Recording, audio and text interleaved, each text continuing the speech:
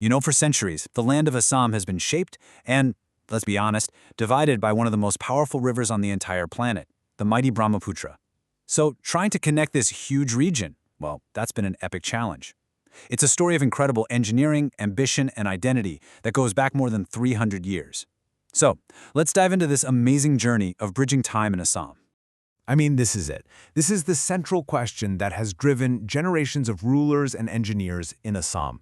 You're not just talking about geography or technology. At the end of the day, it's about uniting a people. And wow, the answers they came up with, they tell this absolutely fascinating story about how you adapt to nature and really how you shape your own future. Okay, now take a look at this, because the time gap here is just staggering. In 1703, we see the first major stone bridge. But get this, it took another 259 years, that's right, 259, before the first bridge was actually built over the Brahmaputra itself. Just think about that gap. It gives you a real sense of just how massive this challenge was. So, to really get this story, we have to go back, way back, to the Ahom Kingdom. These guys ruled Assam for almost 600 years, and they weren't just kings and queens. No, they were master engineers. They had to be. They were dealing with constant floods and trying to connect a land that was just crisscrossed by countless rivers. So what was their first big idea? Something called the Ali. And these weren't just roads, not by a long shot. They were these massive earthen embankments, some of them 40 feet wide. Roads like the famous Dodar Ali and Bar Ali, well, they had this brilliant dual purpose. On one hand, they're your main transport corridors, but they also acted as these incredible barriers against the yearly floods. Their durability is so legendary that modern engineers are still studying them today. How cool is that? Okay, so the Ahoms totally mastered the roads, but their engineering genius didn't stop there. They still had to conquer all those rivers cutting through their kingdom. So what do? Well, for that, they turned to stone. They started building these incredible arched bridges they called sakos. And now, let's check out their most famous one, the one that's still standing. And that brings us to this. The Namdong Stone Bridge. Built way back in 1703, this thing is a true marvel of Ahom engineering. And it's not some dusty old museum piece, okay? This is living, breathing history. For more than 300 years, it survived floods, earthquakes, you name it. And today, it's still carrying traffic on National Highway 37. Absolutely incredible. But here's the thing. These weren't just about getting from point A to point B. They were works of art. Look at this. Carved right into the stone pillars, you have these intricate sculptures of Hindu deities. What you're seeing here is a carving of Brahma, the creator. It's this beautiful testament to how they blended faith and engineering. And here's another one. This shows the powerful god Shiva riding his bull, Nandi. Every single carving tells a story. It basically turns this piece of critical infrastructure into a sacred space. It's a bridge that doesn't just connect two riverbanks, it connects the human world with the divine. So, you gotta be asking, what was the secret sauce? How are these things so durable? Well, it was all in their cement, a really ingenious organic mortar. You're not gonna believe the recipe. Sticky rice, duck eggs, black graham, and lime. Yep, that natural, super resilient concoction is what's held these stones together for over 300 years. Okay, the Ahoms were absolute masters of Assam's smaller rivers. But there was one challenge that was just too big: the Brahmaputra itself. This wasn't just another river. We're talking about its immense width, a current so powerful it could literally move islands, and these just devastating monsoon floods. It seemed impossible to bridge. It was this massive barrier splitting North and South Assam. So for hundreds of years, long after the Ahom engineers built their stone marvels, the main river was still in charge.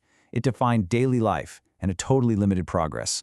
The only way across was by ferry. And you can imagine that was a slow, often dangerous journey that basically kept communities and economies on either side totally separate. And then, in 1962, everything changed. The Saraigat Bridge opened, and this wasn't just a bridge. It was a powerful statement. It was a symbol. The first ever bridge for both trains and cars over the Brahmaputra. This was a monumental achievement for a newly independent India. It became the symbol of a new, connected Assam, finally linking the state together, both economically and socially. So, the Saraigat Bridge really lit the fuse, It laid the foundation. But the real explosion in connectivity, that came much, much later. After the year 2000, Assam just entered this whole new era of mega projects. We're talking an unprecedented boom in building bridges, all with one goal to finally and completely conquer the Great River. And this timeline right here, it just shows you that incredible acceleration perfectly. I mean, the first few bridges took decades to build. But then look at that cluster of dates in the 21st century. The Dola Sadia, Bogeybil, and more on the way. This is a massive, strategic push to integrate the whole region, and it's boosting everything, trade, defense, and just everyday life like never before. Which brings us to the very latest chapter in this incredible story, the Kumar Bhaskar Varma Setu. Now, this is not just another bridge.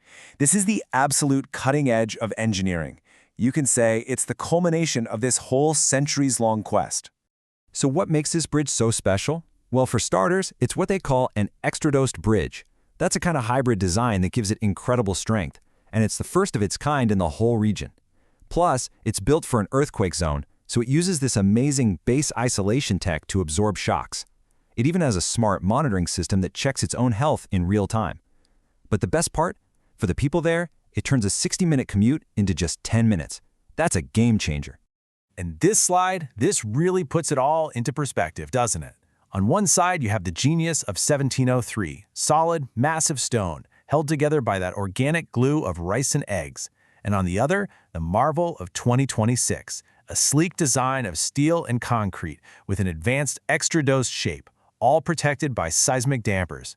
That right there is a 300-year evolution of technology, all in one shot. But you know, when you look at these massive structures, there's so much more than just concrete and steel. They're about culture, they're about memory, about identity. They are, quite literally, bridges to the past. And speaking of the past, the name of this newest bridge is so significant. It's named for Kumar Bhaskar Varma. He was one of the greatest rulers of the ancient Kamarupa kingdom, and he reigned back in the 7th century. That's over 1,300 years ago. So choosing his name? That's a very deliberate choice to connect 21st century tech with the golden age of Assamese history. And this quote really just says it all, doesn't it? It calls the bridge a living link between Assam's historic legacy and its infrastructure-driven future. It's not just about getting from one side to the other. It's a statement, a physical link between a proud past and a really ambitious future. And believe me, this story is far from over. The ambition is just getting bigger. The next huge project on the books, the Dhubri-Phulbari Bridge, is going to be over 19 kilometers long. That'll make it the longest bridge over water in the whole country. So yeah, the quest to connect Assam, it's continuing on an even grander scale. So all of this leaves us with a final thought. You go from the organic resilience of an home stone bridge, made with rice and eggs, all the way to the smart technology of a modern marvel. It's just been this incredible journey of innovation. And as Assam keeps building its future, you have to wonder, what other lessons from its ancient engineers, lessons about sustainability, about art, about endurance, are still out there, just waiting to be rediscovered?